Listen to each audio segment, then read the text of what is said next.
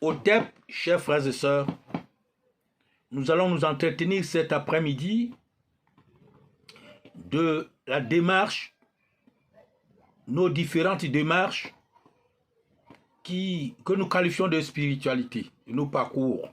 Voilà. En fait, dans cette aventure de l'être humain sur la planète, d'autres, par des événements heureux ou malheureux, les canalisent vers des recherches. La recherche, parfois de ceux qui ne comprennent pas, parce que l'infini, on ne le comprend pas. C'est après qu'ils comprennent, parce que parfois ça peut être des événements malheureux ou heureux. Ça fait un raisonnement et ça fait un déclic.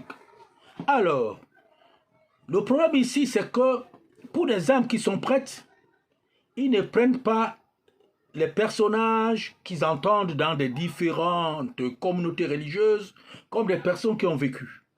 Dans ce cas, quand vous les prenez comme ça, vous cultivez autre chose, vous avez raté. Ce n'est pas un devenir. C'est-à-dire que ça ne transforme pas dans le sens de la transfiguration. Parce que le but, c'est ça. C'est redevenir ce qui... Parce qu'on est dense. Redevenir ce qui est subtil. Ou bien ce qui était subtil. Réintégrer l'infinité d'une manière consciente. Dieu étant dans cette infinité l'infini. Mais quand nous prenons, quand j'entends les gens, non, Thoth était ceci, et Osiris était cela, vous situez ça à l'extérieur, vous avez raté. Marie était ceci. Regardez même dans la Bible, vous verrez que les 4 évangélistes, la biographie de Jésus, c'est pas la même chose. Pour les 4 évangélistes, chacun a sa façon de dire. Les dates ne sont pas les mêmes, en fait, les événements ne sont pas les mêmes. Ça veut donner un message. C'est-à-dire que les humains ont mis cette démarche où c'est l'âme. Il faut voir ça avec les yeux de l'âme. Et quand l'âme parvient à déceler, le corps suit. Toutes ces églises, même dans nos traditions, si vous prenez un événement, des choses comme ce qui s'est passé, et que ça ne vous concerne pas, effectivement, ça ne va pas vous concerner. Ça ne sert pas votre état de conscience, votre état de vie. Le but étant avoir des états de vie comme l'éternel, c'est-à-dire de l'éternité, et vivre cette éternité dans l'éternité, vous avez loupé. Tous ces débats que je vois, nous voyons là dans les télés, les réseaux sociaux, oui, ici c'était Jésus, là était Marie, là était Mohamed, l'autre était Bouddha, c'est du bluff.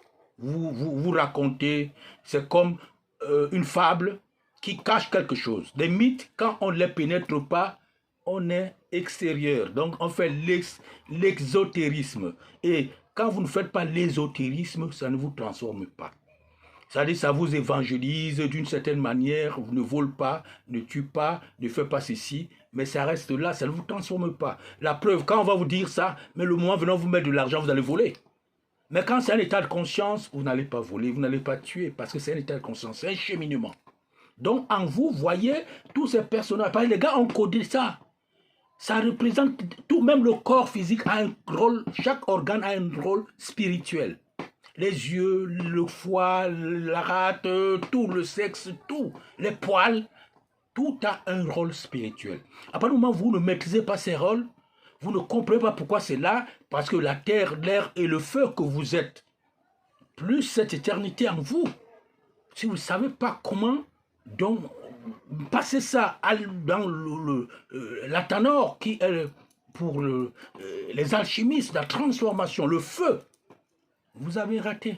Vous allez beau dire là, vous êtes des maîtres, bon, le maître bavardé. Ce que on vous montre ici, l'âme est comme si, Jésus était comme ça, Osiris avait dit à Horus, Seth était ceci.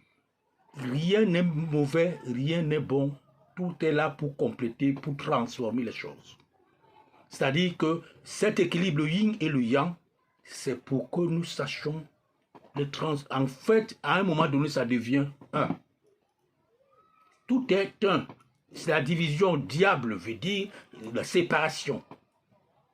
Donc, au lieu que ça soit diable, donc la dualité, il faut faire ce mélange, cette alchimie, pour que ça devienne un. Parce que c'est lui qui nous a, on sort de ce un.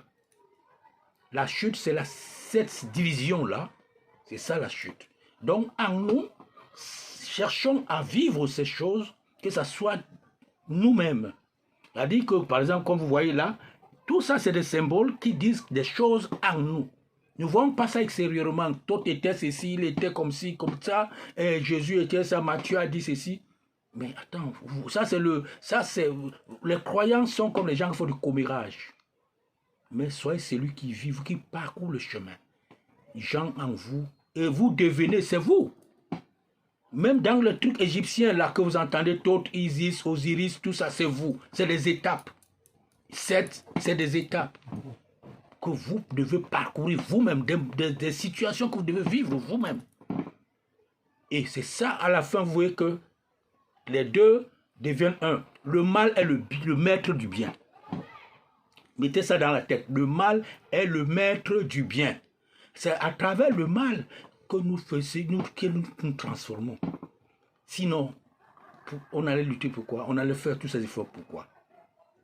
Le mal est le maître du bien. C'est sur ça que je voulais, dans cet après-midi, qu'on essaye de voir les choses. Ne voyons pas le diable, ne voyons pas, ne fantasmons pas. Tout ça, c'est nous. L'autre est nous. Parce que c'est une partie de nous. En nous, il y a la terre, il y a l'air, il y a le feu. Vous voyez, les 4 éléments. Et puis, il y a ce souffle de vie. Donc, vous ne pouvez pas vous soustraire à ça. Donc, tout ce que on vous dit, si vous entendez quelqu'un parler, tout était comme ça, Osiris a fait ceci, l'autre avait le bec, l'autre avait ce machin. Non, ça c'est en vous.